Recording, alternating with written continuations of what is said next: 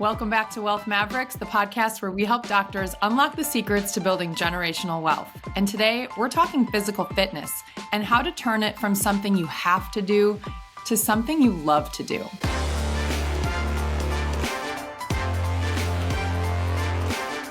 It is a mindset that you have to make time for what is important. And Doc, your health is so important. What is all of the rest of this great life without health? If you have a great life, you're making a good income, you've got a great family, don't you want to experience that for longer? I do.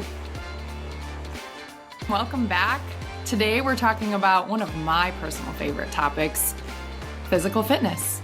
And I know this is not a favorite for everyone, and it's why we want to have a conversation about it, because we talk a lot here about the 5-10s lifestyle, living a 10 out of 10 life in the 5 key areas: spiritual, family, business, financial, and fitness. And as we've worked with more and more members, more and more doctors, we have seen that often this is the area that they're struggling most in. Some are thriving, but I would say more are not. And it's the first thing that falls off the list for these high performers who have very busy, stressful jobs, families at home. And so they're just not making it a priority. And so today I thought we could have a conversation about, we've all heard why it's so important. They know it's important. We don't need to tell them more of that, but maybe what are some mindset shifts that can be made? And what is some of our personal experience that we could lend to the conversation to help them shift a little bit to making it more of a priority? So, Joe, you've done a lot of coaching. Why do you think fitness is often the first thing to fall off the list when life and business get busy? I think that's a really good question. I don't know that it always is. I think I see people who fall into different, when you look at the 5-10s, they fall into different categories. What I've seen is a lot of times you'll see very successful business people tend to also have good fitness, but they ignore their family and have almost no attention paid to spiritual. Or you see people who are very strong spiritually and family, but their business is weak. So there are different areas, like people just navigate the world differently. I will tell you, I think the reason this comes up for a lot of the doctors is there's a delay between when you stop paying attention to your fitness and when it becomes an issue.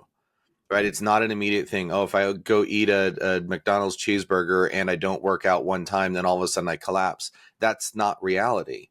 But if you do that over time, you will end up with an issue. And I think the reason to pay attention to this, as a lot of people, a lot of doctors probably know, like the number one indicator of longevity, the best way to measure that is VO2 max.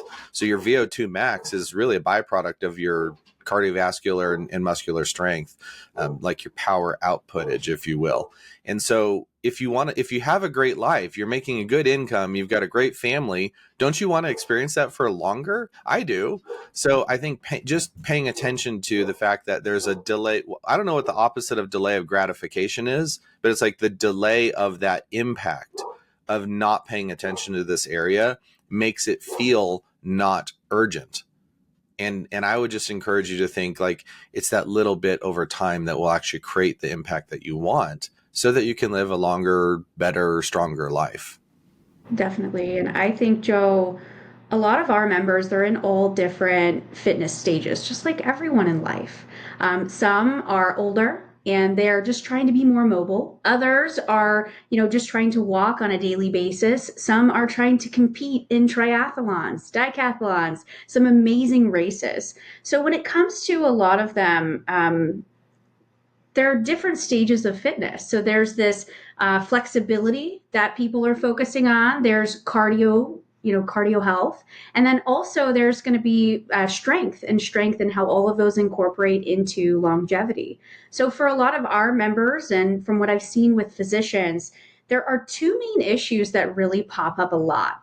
The number one that I hear quite often, and I'm sure everyone else on this call feels the same way, is time. How do I make the time for this? I am so busy. Where am I going to find the time? And 2, where do I start? If I'm not already training for a race, where do I start? And what's the process look like for me in just starting? What are your thoughts on that, Joe? Yeah, I mean, I think time is the big one. I mean, that's what everyone, I mean, we work with very successful people who are legitimately very busy, and time being the great equalizer, right? We all have 24 hours a day. And so how you prioritize that, again, I think it's really just taking this level. You can't improve what you don't measure. And a lot of people just stop measuring. And so the improvement just goes by the wayside. So I would encourage, any doctor who's listening to this, just do an assessment for yourself. Do for yourself what you would do for other people. The saying, the cobbler's kids go shoeless. So whatever the physical element is that with medicine, apply that to yourself. So you're probably helping take care of other people, but you're not taking care of yourself. Just start with an assessment. Get some labs on yourself. Stand on the scale. Measure how much you weigh. Look at your BMI. And that's not the best indicator, obviously, of health, and you know that, Doc, but get some of these baselines in place so that you can just assess where you're at. I mean, that's what both of you, Megan and Aaron, are doing right now with our doctors. You're just causing them to say, let's look in the mirror. Let's see how everything's going. So just start there. And I think some of it too, again, it's this idea that if I don't work out today, there's not some catastrophic result, but it is that over time. So you're either going to spend the time now or you're going to spend the time later. And one of my favorite memes on this, if you guys have seen this meme, it's like, I do this instead of this, so I can do this instead of this. So let me fill in the blanks. This was working out instead of sitting on the couch, so I can, and it's an image of like grandparents playing with their grandkids as opposed to sitting in a hospital bed the last 10 years of their life. And so you're either going to invest the time now or you're going to invest the time later. Just make the intentional decision now.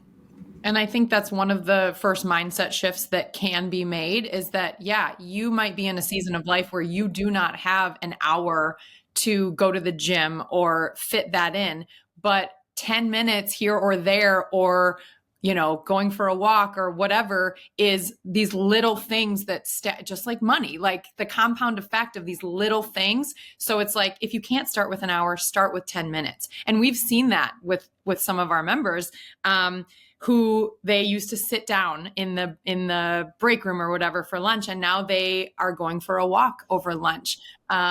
I have one guy who's like, my goal is to be able to squat on one leg again, because I could do that when I was younger and I can't do it anymore. It's like little things, like set little goals for yourself. And I think we live in the age now of so much is available to us. And so I love measuring stuff, like a scale in the bathroom that can measure my body fat, and my Apple Watch that counts my steps. And now Joe, you got me on the Oura ring and it tracks my sleep. And like, the more data you have on yourself, the more you know what needs attention. And as I was researching this a little bit, I saw a study that said, and it makes sense, like doctors who prioritize exercise in their lives are more likely to recommend it to their patients.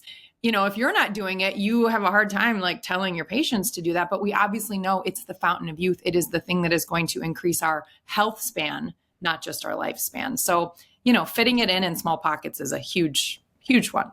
Aaron, you dropped so many nuggets there. I will say the one that spoke to me the most was just start. Just start. Exactly. That's it. Start somewhere. Go for a walk. Make the time for this. I know I have one particular doctor. He'll know that I'm talking about him because I was just so proud of him for making this move. But fitness was difficult because he was supporting 2 hospitals. And he has 3 young children. He was very busy in his day-to-day life, serving the people that he loves in his community. And the way that he intervened here, and this was temporary, and you'll love the permanent solution, but the temporary solution was to put gym equipment built out in his garage next to his car. And as he was going to work, he would do 10 minutes of exercise, jump in the car, go to work, come back from the office, and do his next 10 minutes every day. And that was the start. But I don't think that was the start of the fitness. I feel like that was the start of a mind shift for him. A mind shift, because when we looked what was it? A month later from him making that decision, he actually found a new role, making the same amount of money, but working less, and got 2 weeks back into his life that now, guess what? He can immerse himself in his passions within exercise again, such as surfing, spending time with the kids, hiking. So it is a mindset that you have to make time for what is important. And Doc, your health is so important. What is all of the rest of this great life without health? Yeah. I think you bring up a fantastic point of mind shift. Yep. I think it's very important to understand the doctors that reach out to us is because their mind shift is, I don't want to pay taxes like I have been, right? That's the front of their mind. There's got to be a solution. The reality is that what we're trying to do and what we're trying to coach our members, this is why we have coaches, right? We don't have advisors. We don't have consultants. We have coaches. I'm an asset coach and tax strategist because a coach is there to help you with your mindset, to help push you to be a little bit uncomfortable to do the things you want to do but aren't doing. Yeah. And that is in every aspect of your life. We're not trying to get you to balance your life. We're trying to make decisions and improve your life one good habit at a time. And that affects and bleeds over to the other habits. And that is the key to Terra Firma membership.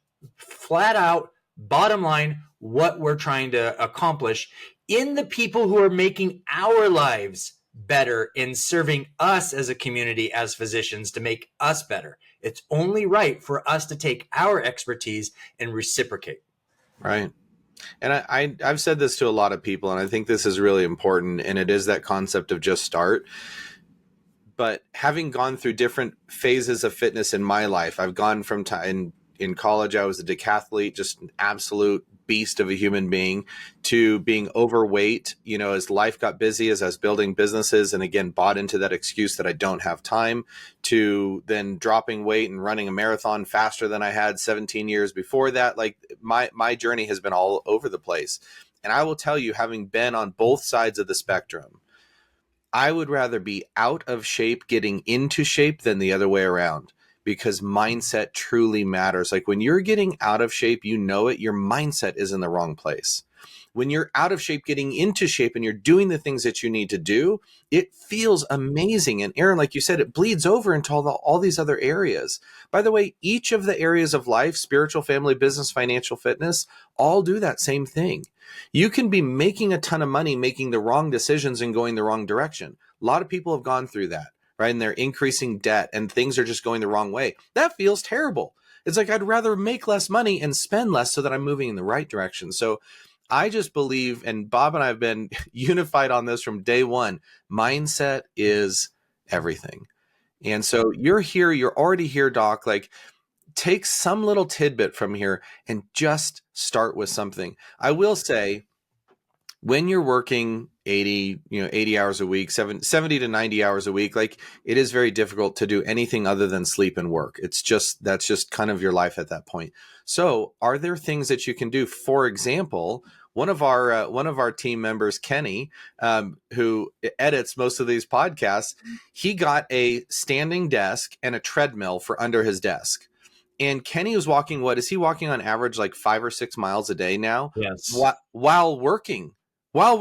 He's multitasking. So he didn't take more time out of his life. He found a way to say, oh, here's two things that I can put in concert with one another. While I'm working and editing podcasts, I can walk. So Doc, there might be something that you're doing. Maybe you're sitting down doing a task during the day that you could either be standing or moving around while you're doing that.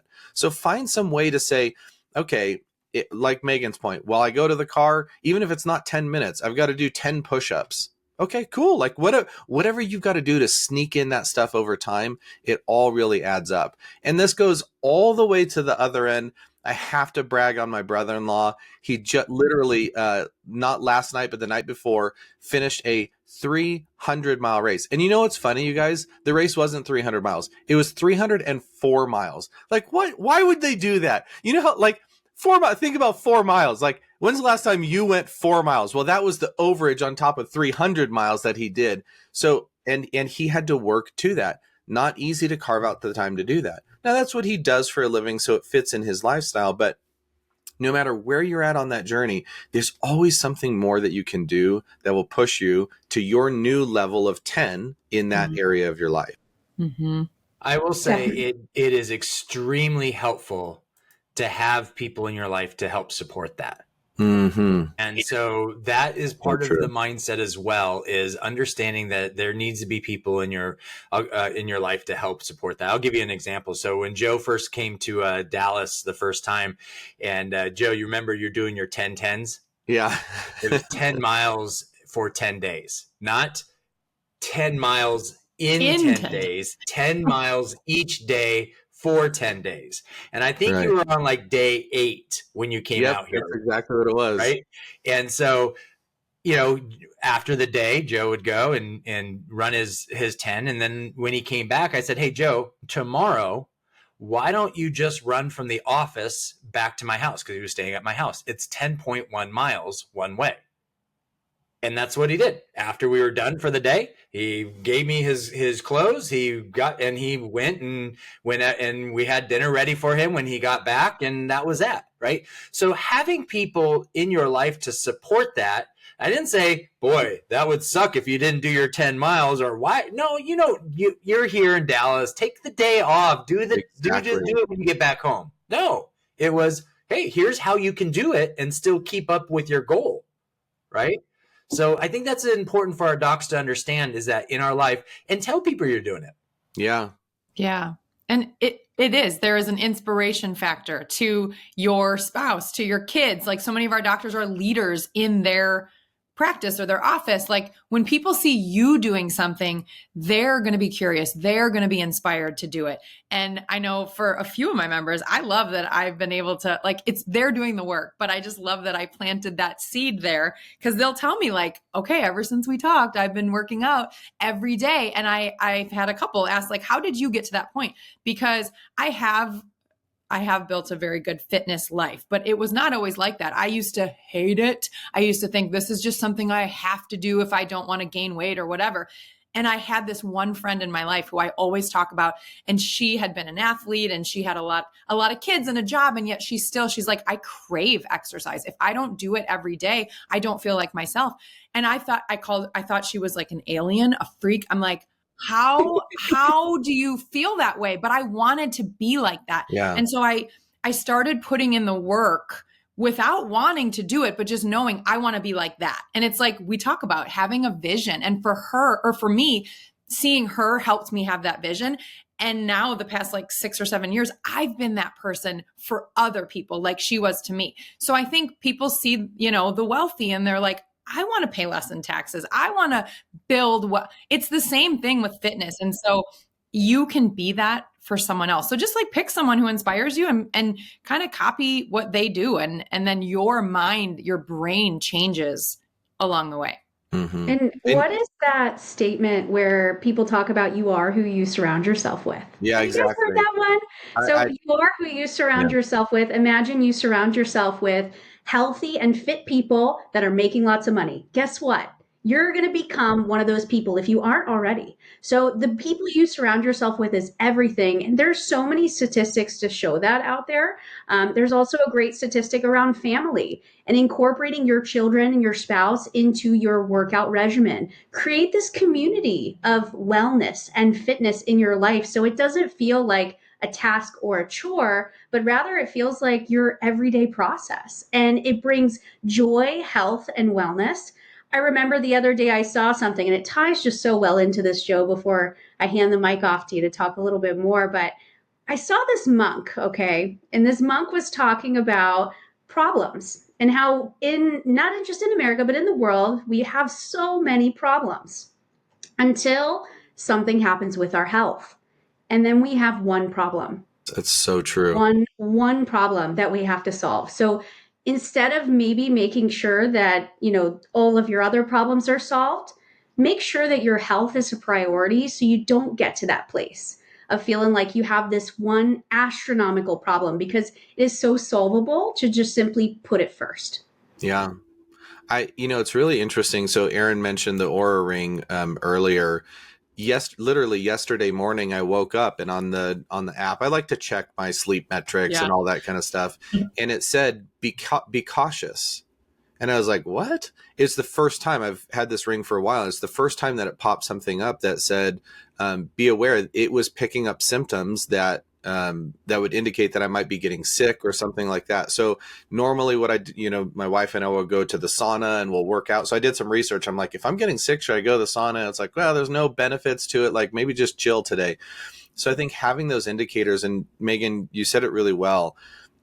People deprioritize health until it is an issue, and then it's the only thing that you can do. AKA, like you're in the hospital and there's nothing you can do other than lay there and have people work on you. I mean, doctors see this all the time. Like that's your job, is caring for those people who didn't prioritize that. So I would say, like when everything is said and done, there are many facets to fitness. So we've got the 5-10s, but then as subsets of the 5-10s there, and Megan, you kind of touched on this a little bit. You've got things like flexibility that tends to go as you age. Hand strength is one of the indicators of longevity, hand and foot strength. So like look at all the different facets, and maybe there's something that you really do actually enjoy, and it doesn't have to be something extreme. Like it literally can be go for a walk for 30 minutes. Mm-hmm. And that could, for some people, that consistently over time is going to be better than fits and spurts of going and, lifting weights or doing other things. So I would just say, like, find something that makes sense to you, that you enjoy doing, ideally surrounding people that you also enjoy, and just do it consistently. And that's really the key. Aaron, when you went through, I was working with you and you were going through the 75 hard. And that's a pretty serious challenge. If people don't know what that is, you can talk a little bit about that. But I think the key to 75 hard is the commitment to that consistency. It is every day without fail. So maybe tell them a little bit about your journey through that and the impact that had on you. Yeah, I did that a year ago, and my husband is actually doing it right now. And it's so fun to watch. He was pretty resistant to it last year because he's like, I already work out. I'm already healthy. It's like, yeah, but there's always a new level that you can reach. And I think the most successful people, which we all are, we work with, you're never satisfied. You always want to get better. And so he has admitted that. So yes, I'm a big Andy Frisella fan, 75 hard, you should Google it. But for 75 days straight, you do these things without fail, 2 workouts a day, 45 minutes, 1 has to be outside. You drink a gallon of water, you read 10 pages of a personal development book, you follow a diet, take a progress picture, and no alcohol. So, and then you check these things off each day. And it's just the discipline of doing each of those things that creates these habits in your life. So even if you aren't going to continue at that level, you're never going to go totally back, because now you've done those things. You've seen the benefits. Dave in particular, he's like, I'm feeling so much better just because I'm drinking so much water. I think I was dehydrated. And I love personal development books. We all do here. But Dave, he'd rather read something else, but he's like, this is good. I'm like, exactly. So, and I've told some of my members, like, you don't have to do 75 days, but maybe even challenge yourself for like a 2-week stint of that, or 30 days. Like you can do anything for 30 days. And then those neural pathways are formed. So yeah, I find things like that really fun. It's those streaks of activity. So here's what I want to do. I want all of us to streak together. And what I mean by that is Doc, I want you to drop a comment below, and I want you to put what you would like to commit to, and let's just say for 10 days. I like the 10-day thing. I did the 10-10s, things like that. Longer than that can be a little bit, but drop in the comments below physically what you would want to focus on for the next 10 days. And we will have someone monitoring this, and they will check in with you and see how everything's going. So drop it in the comments. And I say this all the time. I believe doctors come to Terra Firma so that we can help them on their taxes. I'm really clear. That's why they come to us. That's not why they stay with us. That's right. That happens. That's the baseline. That's our ticket to entry, is we're going to help you save on that. I believe the true reason why people stay with us, and what I believe the biggest impact we are going to have on this planet, is in these kinds of areas. Agreed. So Doc, if you're out there and you are a successful doctor, you're making a ton of money, you're frustrated with taxes, but you're also frustrated in these other areas of life that you just feel like you're missing out on something, you don't have to stay in that mode. You got to change your mindset, and we can help with that. That's what we're skilled at. That's why our coaches are here to help. So reach out to us, raise your hand, let us know that you need some help, and we are here for you.